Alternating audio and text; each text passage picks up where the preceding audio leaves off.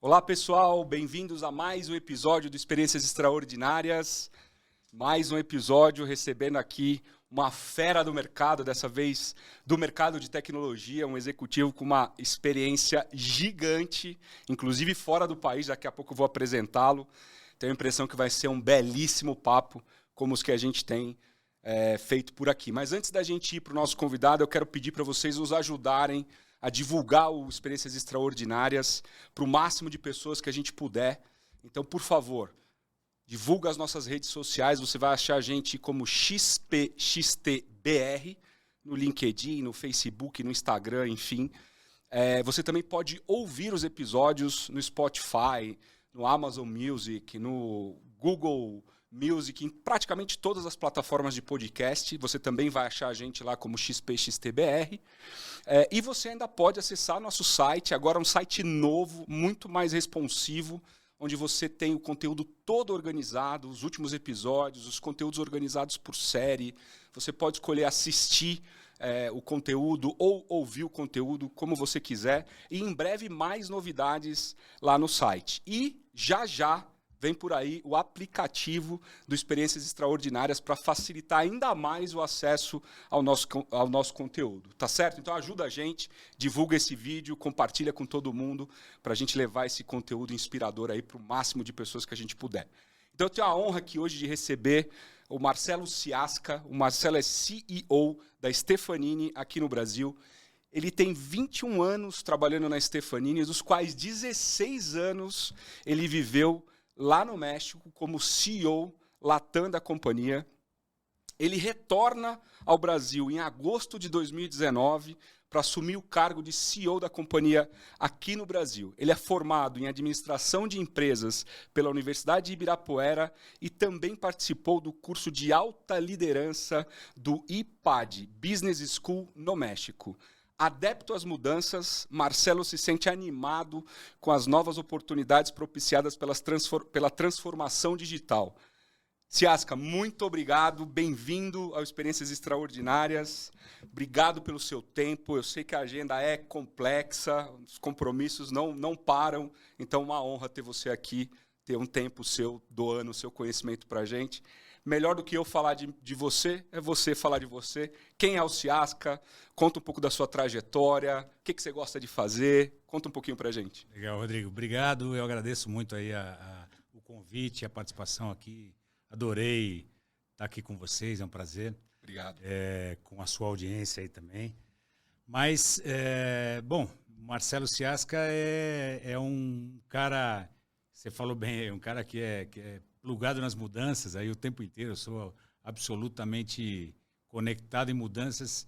Aliás, a minha vida é uma mudança. Eu fiz as contas esses dias aqui com a minha mulher. Eu já estou indo para a 19ª mudança. Uau. De casa, né? Desde que a gente casou. Gosta de mudança. Mas de empresa nem tanto. Eu estou há 21 anos na Stefanini. Eu entrei na Stefanini em 2001. Trabalhei 3 anos numa operação nossa em Jaguariúna, no interior de São Paulo, como gerente de negócios. Daí eu tive uma oportunidade para ir para o México. Fui para o México para começar uma operação. A operação já existia, mas eu fui para desenvolver a operação do México. Fiquei de 2004 até 2011 como country manager. Na verdade, por várias posições ali dentro.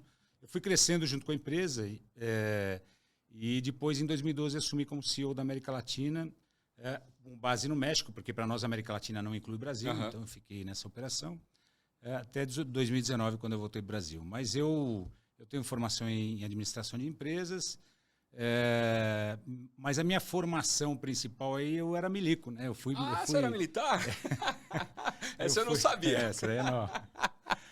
Na verdade, eu fiz CPOR aqui em São Paulo em 84 e acabei tendo a oportunidade de continuar. Fiquei depois servindo em Campinas, num batalhão de infantaria blindada em Campinas, como aspirante oficial, segundo-tenente, primeiro-tenente. E saí de lá no ano que eu ia ter uma promoção a capitão, quando teve uma mudança na lei. E eu acabei saindo antes um pouco do tempo que estava previsto.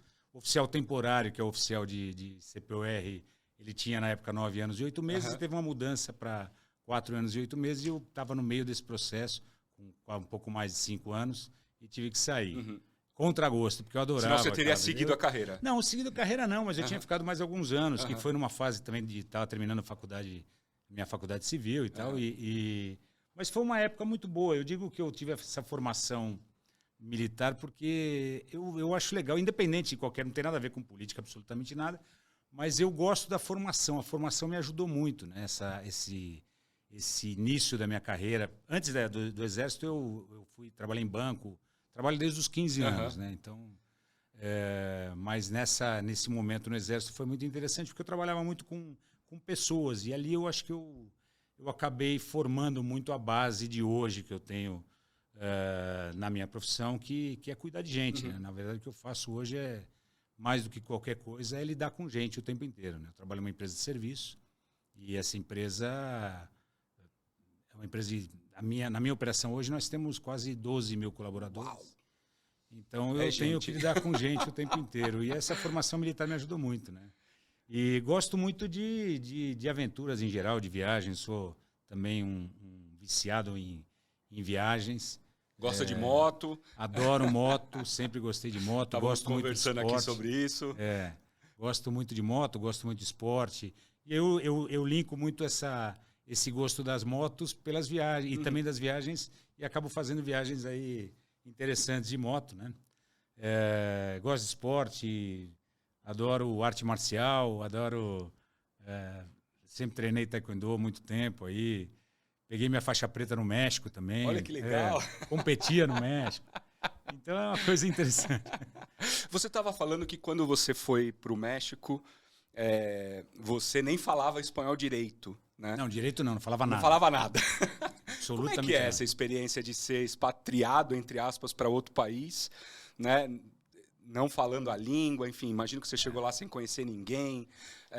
Como é que passou essa oportunidade na sua carreira? Como é que você agarrou? Como é que foi essa? Legal. É interessante.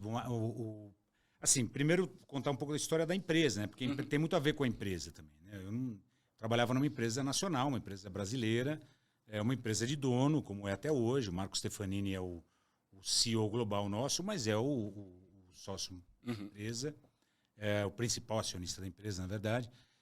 E o Marco sempre esteve muito presente da operação. Né? E quando pintou essa oportunidade no México, uma coisa que eu não tinha muito, não me interessou num primeiro momento, mas depois conversando com o diretor meu da época, ele me chamou um pouco mais a atenção e eu fui falar com o Marco. E naquela conversa com o Marco acabou rolando. Como eu não sabia quanto tempo eu ia ficar, nem quanto eu ia ganhar lá no México direito, né? Porque eu não fui expatriado, né? Eu fui para primeiro fazer uma experiência de 2 ou 3 anos, se desse certo eu ia ficando. E aí eu sabia que eu ia ser contratado localmente no México, né? Então o termo e a figura da expatriação não existiu no meu caso. Eu fui expatriado no sentido de ter ido para um outro país. Mas foi legal porque eu fui realmente sem falar absolutamente nada. Uma das primeiras coisas que eu negociei com ele foi um mês de uma escola de espanhol aqui no Brasil, para aprender a falar buenos dias, buenas tardes e buenas noites. Mas aí lá eu aprendi um pouco mais e uma das coisas que eu procurei fazer na época era realmente aprender a língua, né? O idioma, porque apesar de eu não falar nada, eu sabia que se eu aprendesse na rua o meu espanhol, como a maioria dos brasileiros aprendiam na época, até hoje, assim, você aprende naturalmente, porque os idiomas são muito parecidos, né? Você está numa imersão, né? O dia inteiro. Não tem como não aprender. Mas uma coisa é você aprender o idioma na rua, né? E outra coisa é você aprender realmente a gramática. A escrever. E para mim era muito importante, né? Como eu cheguei no México com uma missão de desenvolver uma empresa de serviços, que eu ia vender um negócio abstrato, né? Que era uma coisa que eu tinha que passar confiança para o meu cliente. E antes de passar confiança para o meu cliente, eu precisava saber falar o idioma, porque senão eu não ia conseguir convencer ninguém, né? E aí eu fiz realmente um curso mais particular, uma coisa mais imersiva realmente.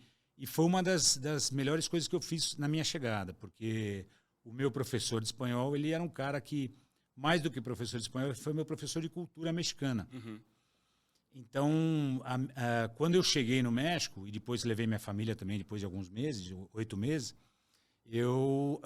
algumas opções nós tomamos ali naquela chegada. Primeiro, eu não coloquei meus filhos em escolas internacionais, coloquei meus filhos eles eram adolescentes. Eu os coloquei em escolas tradicionais mexicanas, porque eu sabia que eu poderia, se o negócio desse certo, eu ia ficar mais tempo, né? E tinha que dar certo, então eu fui lá para dar certo. Não tinha outra opção. Não tinha outra opção. Então, ficar em escola tradicional ia dar uma maior perpetuidade para eles aí, no sentido de e eles de também não falavam a língua, foram também igual você na raça. E, segundo, morar numa região que tivesse mais mexicanos do que estrangeiros, porque o México é muito cheio de bolhas, né? Segmentado, né? Então tem os guetos de brasileiros, de argentinos, e tudo, no bom sentido, óbvio. Claro. Mas não adiantava, né? Ficar lá, o brasileiro não ia aprender. Né? E o expatriado, ele tem essa tendência. Como ele vai ficar 3 ou 4 anos, às vezes 5, ele acaba naturalmente se juntando com brasileiros, com estrangeiros, porque ele sabe que depois ele vai sair, vai para um outro país, vai conhecer outra cultura. E no meu caso, não. Eu ia ficar mais tempo, né? Eu poderia ficar mais tempo. Então, eu acabei me juntando mais com mexicanos, e fui para um bairro tipicamente mexicano. E isso foi muito bom para mim. Né? Além do meu professor de espanhol, que me ensinava a cultura mexicana, vou abrir um parênteses aqui, quando eu cheguei o primeiro ano meu lá, que teve o Dia dos Mortos, né? E o Dia dos Mortos é um evento. É um evento. Né? Você morou lá, você sabe. É um evento no México, né, cara? É uma festa no México, literalmente. E aqui é finados. Né? Finados é triste, você vai chorar pelos mortos e tal, pelos parentes. Lá não, lá os caras fazem uma festa. E a primeira coisa que eles fizeram foi, faltando uma semana para o Dia dos Mortos, eu recebi uma caveira com meu nome na testa, assim, né? Mas era uma caveira de doce, de açúcar. Que eles fazem muito isso daí. Aí você falou, ué, o que você... Porra, cara, eu falei, mas você tá louco, cara? Não entendi o que você quer com isso daqui. Você quer me ver morto? Não, é uma cultura e tal. E foi muito legal. Na verdade, era um agrado, né? Era um agrado. Aquilo lá você dá para quem você gosta, para seus amigos, parentes e tal. Então, aquilo foi para mim um choque de cultura. E comer taco, ele me levava para os lugares mais tradicionais de comida. O cara era um gordinho também, que ele gostava. Ele gostava muito de comer, eu também adorava comer. Então, porra, eu comia de tudo, pimenta. De tudo. Você sabe, quando eu fui para lá, o meu professor, eu aprendi o espanhol meio que na raça, e eu tinha essa figura que você tinha no professor, eu tinha num taxista. Então, o cara, eu achei esse cara, eu acho que num hotel, não me lembro, chamava Jorge. E o tempo que eu passei indo para lá, né, cada 5, 6 semanas ia, voltava e tal, ele ficava comigo. Então, ele também me ensinava muito essas questões da cultura mexicana. Muito legal. E eu me lembro que uma das últimas vezes que eu fui, eu já ia na casa do cara, tipo, com amigo. Né? Igualzinho, a mesma coisa. Eu também, a mulher dele trabalhava na escola com ele, eu conheci os filhos, a gente ia comer com os filhos também nas taquerias lá de bairro.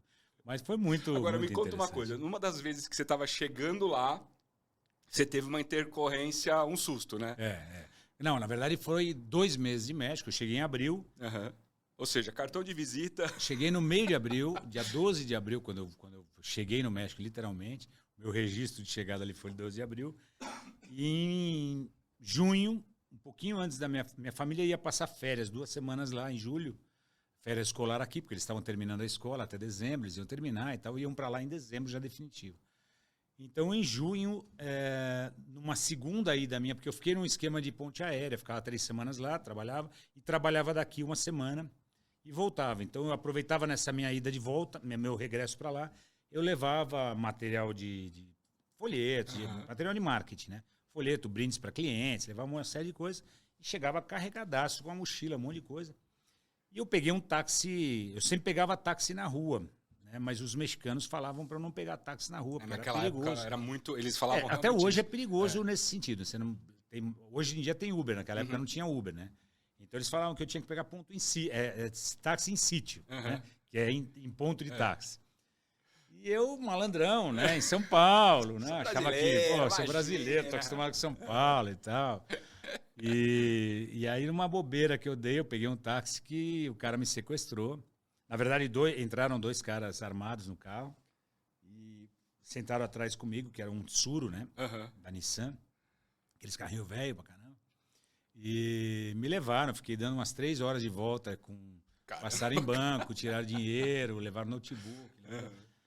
E lá no México, naquela época, para minha sorte, eu não estava com cartão de visita, não estava com nada, porque tinha um esquema profissional de sequestro. Eles começavam com um sequestro, que eles chamam de sequestro express, né? E que era esse do táxi. E se o cara via potencial em você como cliente, ele te vendia para um sequestrador mais profissional. E aí você passava dias, aí realmente era um sequestro mais pesado. Aí já tudo podia acontecer. E eu, graças a Deus, os caras não viram potencial em mim.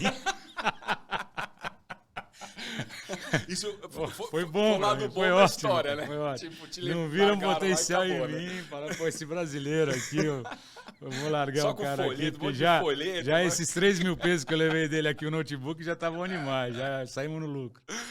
Mas aí me largaram. Tem até um filme do Denzel Washington que fala um pouco sobre isso. Em espanhol é Hombre em Llamas, né? Em português eu não lembro também, mas muito bom. Que fala um pouco sobre isso. Ele fala exatamente sobre isso, né? Que ele mostra essa coisa de ir mudando a vítima de sequestro, né? De uma pessoa para outra e tal. Vale a pena assistir para ver como era naquela época. Agora, você chega lá no México, operação relativamente pequena, né? 6 pessoas. Isso. E você sai de lá com uma operação com mais de 1.000 colaboradores. Mais ou menos. Como é que é fazer essa transformação de uma empresa de 6 para 1.000? Ô, Rodrigo, foi muito normal, viu, cara? Foi assim na verdade, eu fui para lá realmente... Eu estava acostumado aqui com o Brasil, a operação da Stefanini no Brasil já era uma operação relativamente grande, tinha umas 2.000 pessoas aqui quando eu entrei em 2001. Talvez em 2004 já tinha um pouquinho mais quando eu fui. E lá no México era pequenininho, mas assim, primeiro que uma das missões que eu recebi para ir para lá era entender por que a gente não só perdia dinheiro lá no México. 3 anos de fundação da empresa, não ganhava dinheiro, não conseguia crescer. E o México, naquela época, era um país que o PIB era muito parecido com o do Brasil. Era um país que era muito pujante, assim, um país que estava num crescimento legal. E um mercado de tecnologia grande, relativamente grande lá, talvez muito comparado com o Brasil da época. Mas, e fazia fronteira com o maior mercado do mundo, que era o mercado americano. Então, por que não crescia a nossa operação lá, né? Mas aí, quando eu cheguei lá, rapidamente deu para perceber, apesar de falar pouco espanhol, deu para perceber que não andava porque, na época, o cara que estava lá, que era um cara bom, mas ele não tinha a cultura da empresa, né? A Stefanini sempre foi uma empresa brasileira, ou seja, lá no México, empresas brasileiras de tecnologia não eram muito reconhecidas, né? Então, os caras olhavam sempre mais para cima do que para baixo, porque eles estão muito próximos dos Estados Unidos. Então, tinha essa dificuldade. E, além do que, o cara já tinha muitos vícios ali de mercado. E como ele estava sozinho, tocando uma operação, era difícil, acho que, ele conseguir desenvolver... Ele era mexicano. Era mexicano. Ele já tinha, desde a fundação, ele estava lá, né? Então, ele não tinha cultura, ele não tinha aquela dinâmica, porque a empresa tinha uma dinâmica própria, uma vida muito característica, uma característica muito especial aqui de trabalho. Sempre foi, até hoje é. E lá era diferente, né? Então era um escritório pequeno que o cara estava lá e tentando sobreviver na maior das boas vontades. Mas você percebia que ele não trabalhava muito no modelo que a gente trabalhava, era um modelo muito diferente. Ele saía para almoçar, voltava 4 horas depois, quando voltava. Então as coisas não andavam, né? Porque faltava mais dedicação. E aí quando a gente fez a mudança, que na época eu fui para ser par dele, não fui para ser chefe, mas logo a gente fez uma mudança, ele saiu, eu contratei uma pessoa nova para ser meu par também, eu contratei uma pessoa para ser meu par, e juntos a gente conseguiu desenvolver. Era um mexicano também, mas aí mudou um pouco, deu uma dinâmica diferente. A gente mudou de escritório também, que a energia era diferente também, e o negócio começou a acontecer, né? Então, quando eu comecei a pegar um pouco mais de confiança na língua também, comecei cultura também, falar, né? Cultura. O México tem muito do relacionamento pessoal, né? Então, se você tem aquele relacionamento que você é apresentado por outro cara dentro de um círculo de amizade, você tem mais facilidade do que você chegar do zero, né? Então, eu comecei a entender um pouco com os próprios funcionários, como é que funcionava o modelo. Eu tive também outra característica interessante, que o mexicano ele tem uma forma de se relacionar, principalmente no trabalho, muito formal. Né? Então, o cara, para mandar um e-mail para um cliente, ele dá uma volta gigantesca para chegar no finalzinho e falar o que ele quer falar. Então, antes ele fala, pô, espero que você esteja muito bem, que sua família, seus filhos, tudo bem e tal. Para depois ele falar de alguma coisa. E eu não sabia fazer isso. Eu não tinha muito essa manha de fazer. Além de não escrever muito bem em espanhol ainda. Tinha que fazer textos curtos, né? Então eu fazia textos muito diretos, como a gente aqui em São Paulo está acostumado, fazia texto muito direto e era uma paulada pro cara. E aí esse cara que entrou, que eu contratei para ser gerente também lá, ele me ajudava. Então ele passou a ser o meu consultor de e-mails, né?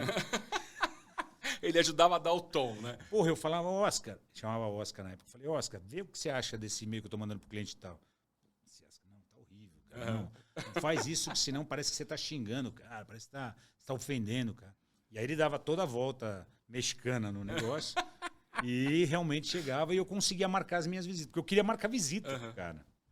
E aí começou a andar e os negócios começaram a sair, as coisas começaram a acontecer.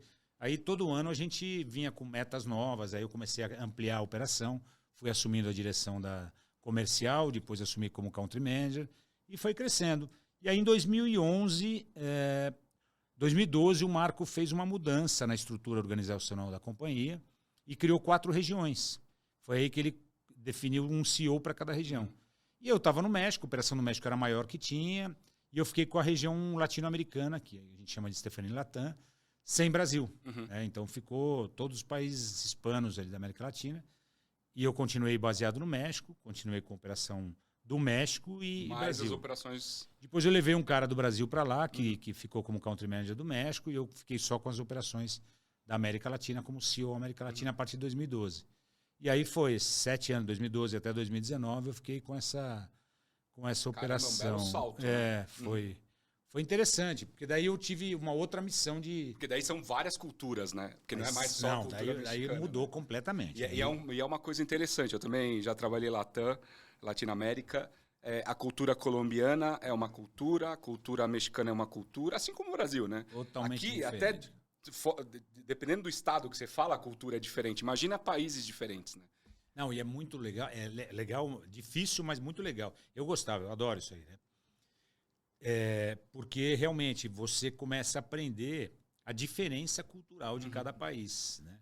Nós sempre tivemos operação em 6 países mais fortes, né? Que era México, mais fortes assim, pelo tamanho de mercado. México, Colômbia, Peru, Chile, Argentina. Na época eu peguei uma parte do Uruguai, alguns anos de Uruguai, e depois América Central, Panamá e alguns outros países da América Central, que hoje tem também. Mas você começa a entender a diferença cultural de cada país, o próprio idioma tem sotaques muito diferentes. Nuances diferentes, igual o português de Portugal, o português do Brasil. Exatamente. Palavras que você fala num país, você não pode falar em outro. Então, aliás, esse era outro desafio, né? Eu não sei se eu posso contar aqui, mas eu vou contar. Uma das características, uma das coisas no México que eu passei um pouquinho de sufoco ali foi... Todo mundo passa, todo brasileiro passa, mas eu estava sozinho, né? Eu morava num apartamento sozinho, eu sempre gostei de correr, né? E no México, a palavra correr, ela é com 2 R's como aqui. Só que aqui a gente fala como se fosse com G. Então a gente sempre falou a gente fala correr com um som gutural aqui, né? E isso daí no México, essa palavra no México com G, né? Se fala correr, ela significa uma coisa que para o mexicano era o cara se assustava. E eu cheguei de manhã um pouquinho atrasado numa reunião e tinha umas 5 pessoas, cliente e tal. E tinha um vendedor meu também e eu falei, pô, desculpa, pessoal, é que eu gosto de correr de manhã, cheguei atrasado e tal. Porra, aí pronto, começou a risada, porque eles são muito de duplo sentido, né? O mexicano adora fazer essas coisas de duplo sentido. Bom, pra quem não sabe, o correr dele é transar, né? Exatamente. O correr pro mexicano é transar. Então, e pra nós correr é correr, né? E eu falei, não, eu cheguei atrasado um pouquinho, porque eu gosto de correr de manhã e tal. O cara falou, ele sabia, parabéns, né? Parabéns. Ele sabia que você estava falando correr. Lógico que ele sabia. Mas ele... Os caras adoram essas brincadeiras e tal. E isso na Colômbia, por exemplo, correr é você pegar, Sim. por exemplo, vou correr o telefone, então você está pegando o telefone e tal.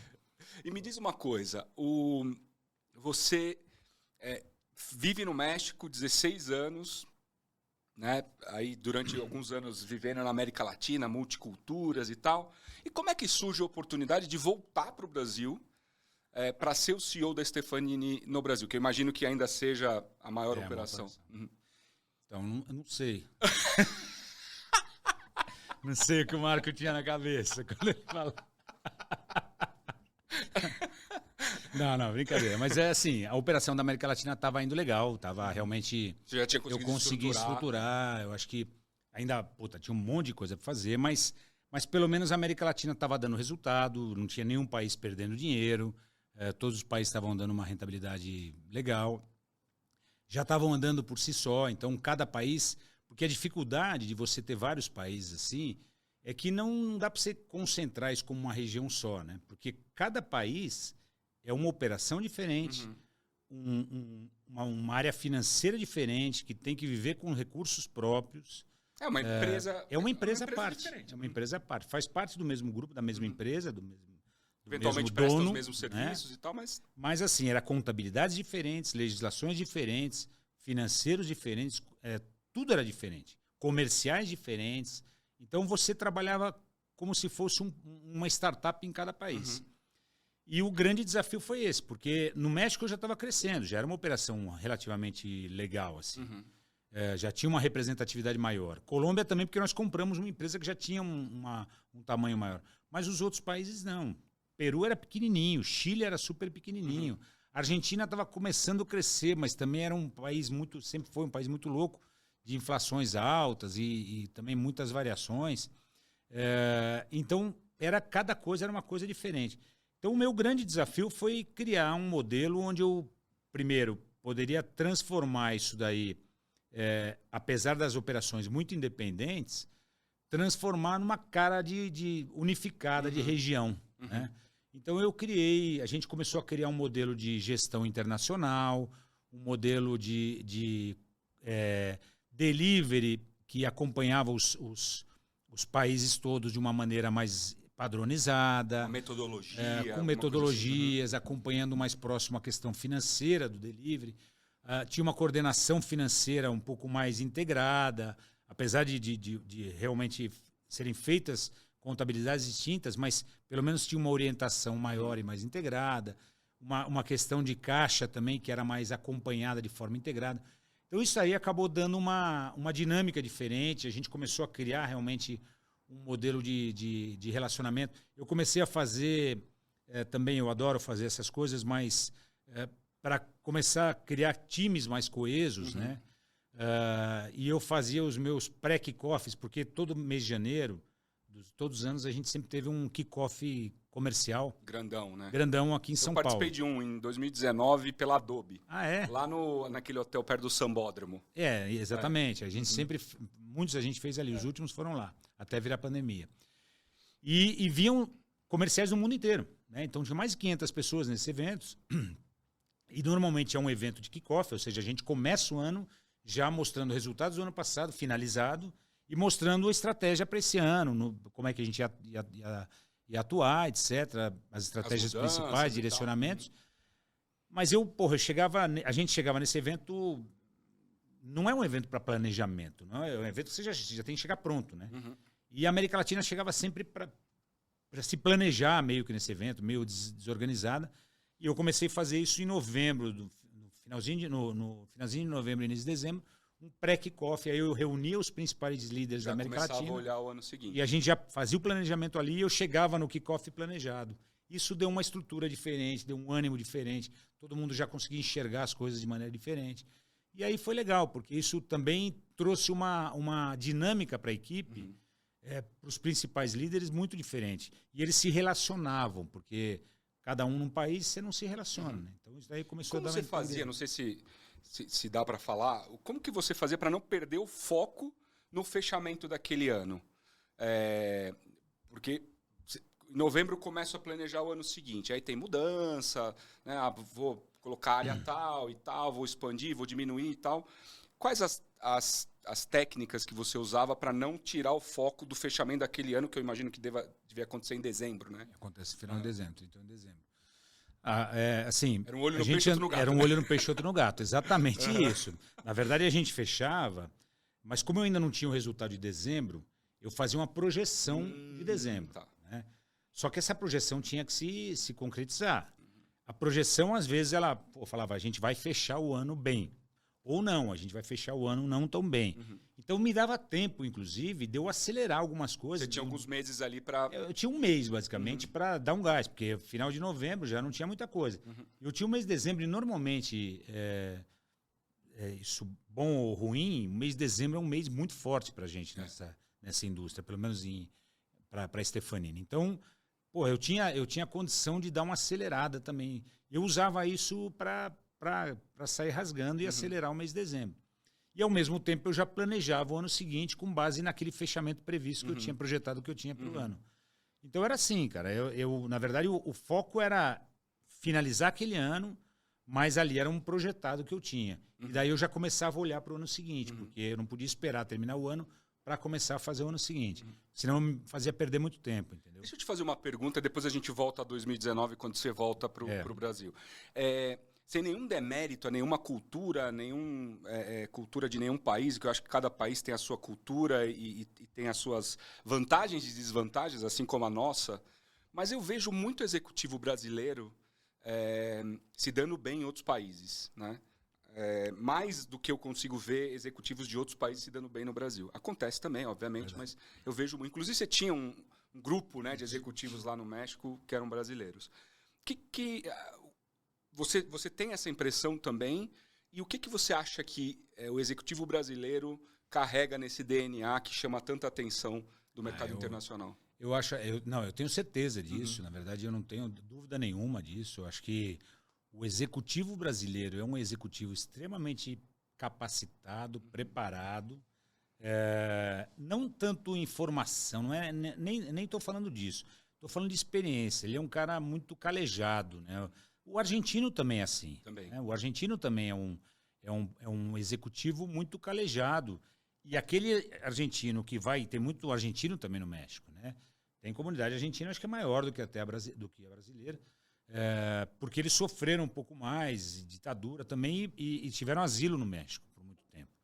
Mas foi muitos artistas na Argentina, caras que foram investir em restaurante, etc., e o executivo brasileiro é um cara que ele vai, na minha opinião, né?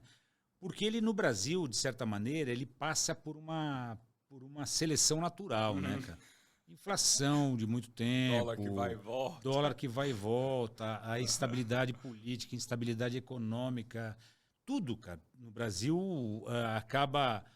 O que é ruim para a gente aqui acaba fortalecendo o executivo para fora. Né? Você pega um europeu, não que ele não seja bom, o europeu é excelente, mas o europeu é muito bom para tocar aquela vida do cara. Quando o cara vai para um ambiente mais hostil para ele tem uma dificuldade. Tanto que quando tem inflação lá, o cara tem dificuldade muito grande.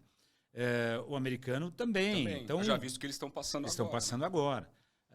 Então, na minha opinião, o executivo brasileiro ele tem uma casca grossa muito forte, né?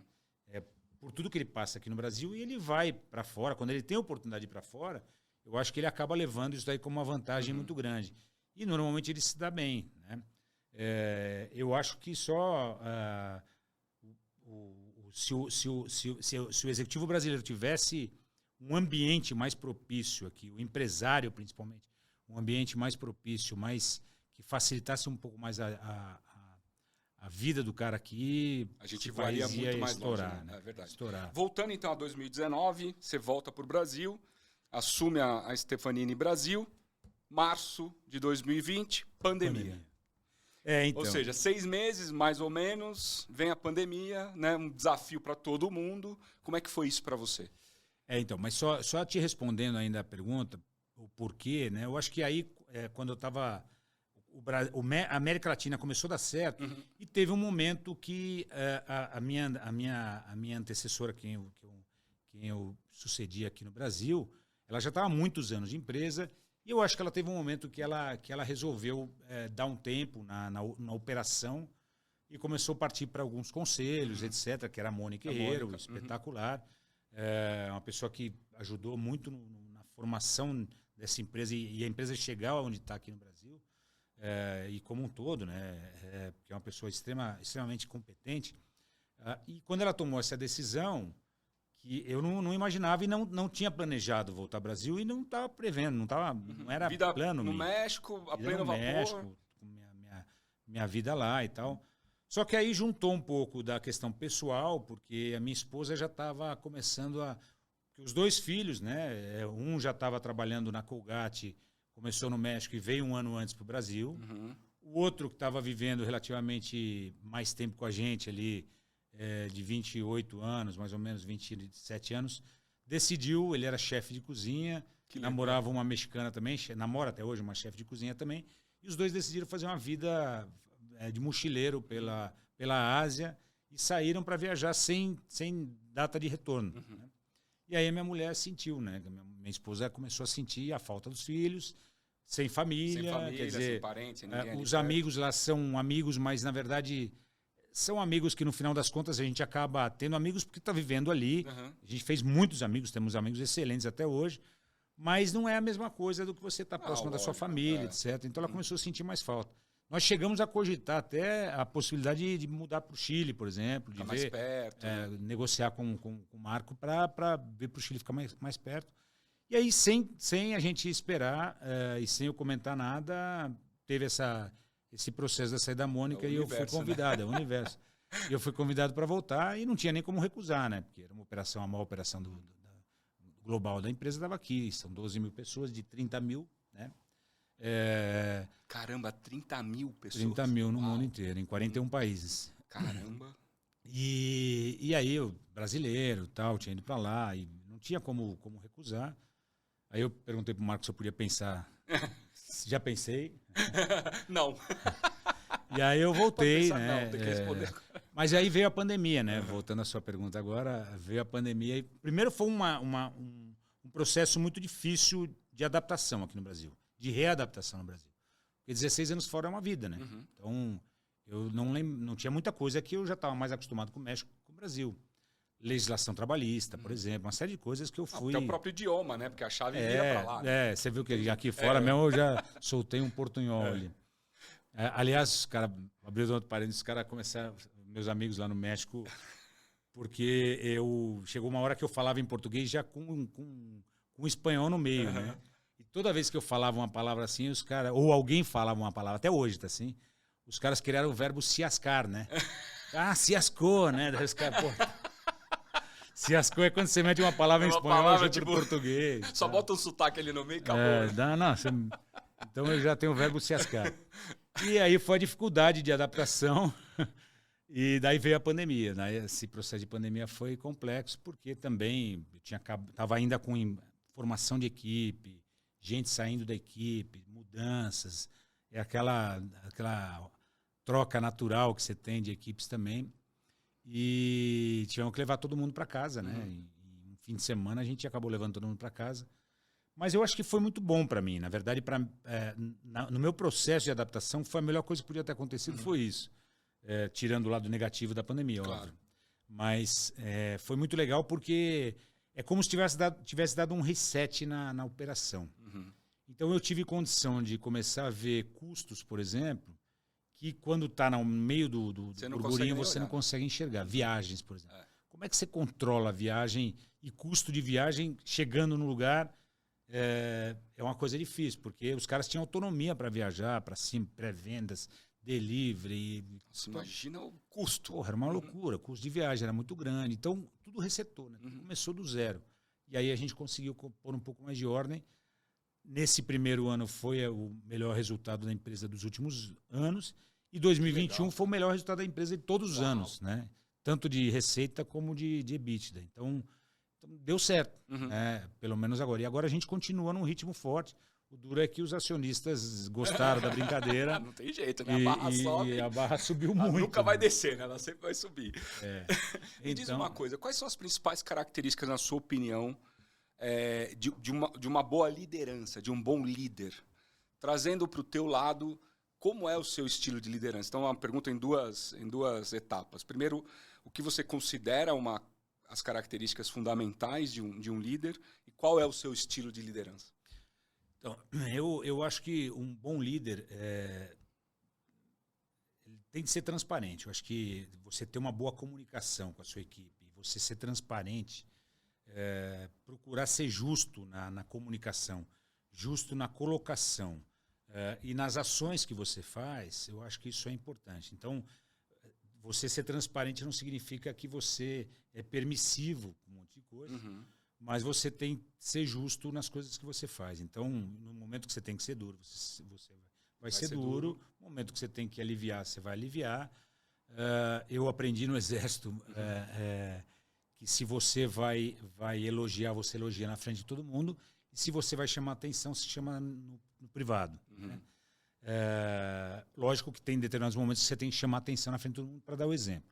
Mas isso daí é o último recurso. Né? Então, eu acho que isso daí para mim é importante. E a questão do exemplo eu acho muito importante também. Que vem muito do Exército também. Eu procuro fazer isso. Às vezes eu acho que é até exagerado, mas eu procuro fazer isso. E essa liderança também vem do Marco Stefanini.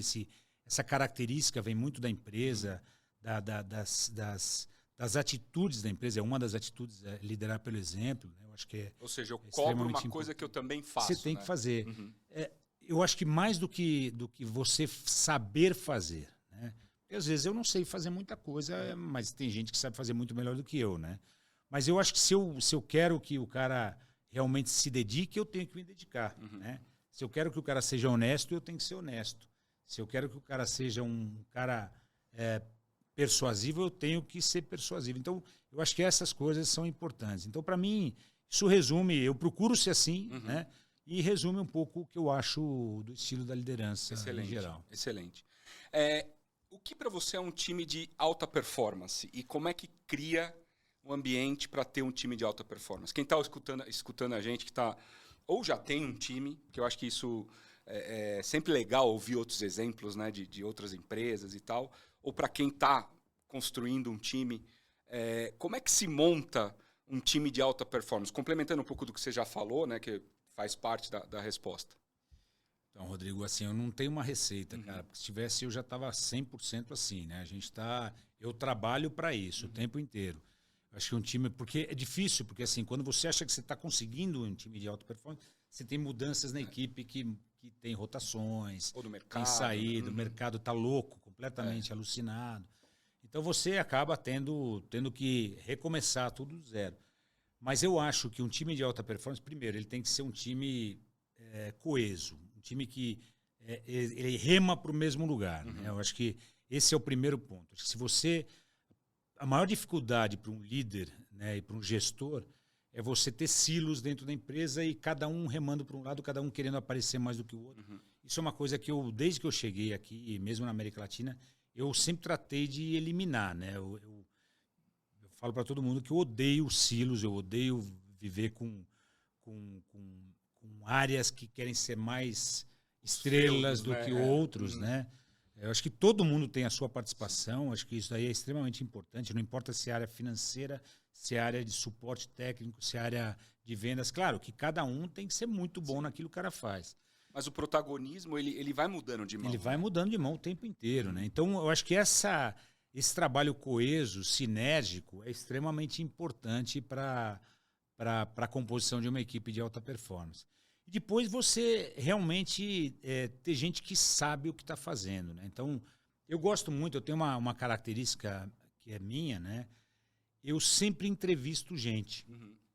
O tempo inteiro. Às vezes não tem vaga, mas eu peço. Tem uma pessoa que trabalha comigo, que é lá na empresa, que é uma consultora e headhunter, né? Interna. Né? Que todos os cargos de gestão, ela que trabalha comigo, tem umas 2 pessoas que trabalham com ela. E eu sempre peço, Mônica, não importa se tem vaga ou não, se você vê alguma pessoa boa nessa área, traz para mim vendas, operações, financeiro, traz que eu quero entrevistar. E aí eu dedico sempre por semana, sei lá, 2 horas por semana para fazer entrevistas com executivos. E isso aí é muito legal, porque às vezes sai gente o tempo inteiro e você, pô, falei com uma pessoa ali que aquela pessoa tem um perfil, está no pipeline. Exatamente. E é o tempo inteiro. E é legal porque, além de você conhecer essas pessoas, você conhece como o mercado está trabalhando. Sim. Entendeu? Então eu acabo conhecendo a concorrência, de certa forma indireta, mas acabo conhecendo. Eu acabo conhecendo pessoas que, às vezes, jovens que vêm com um gás ferrado, né, cara? Então, pô, o cara tá com pique do caramba e é um cara que você fala, puta, esse cara, ele é brilhante, esse cara tem que aproveitar em algum lugar, tem que aproveitar. Ou um cara mais sênior que tem uma experiência muito legal. Bota pra dentro, não tem a vaga, mas bota pra dentro. Puta, temos que encontrar a vaga pra esse cara, né? Então, às vezes eu não consigo na hora, mas depois eu consigo. Então, esse daí é uma coisa que eu procuro trabalhar também para começar a criar. Eu acho que você contratar bem é importante. E você também, como você falou, você fica antenado no que está acontecendo em volta. Ciasca, qual é, na sua opinião, falar da gente mesmo às vezes é complexo, mas por outro lado é legal, né, da gente se conhecer, a sua maior qualidade como líder, na sua opinião? Difícil essa, hein?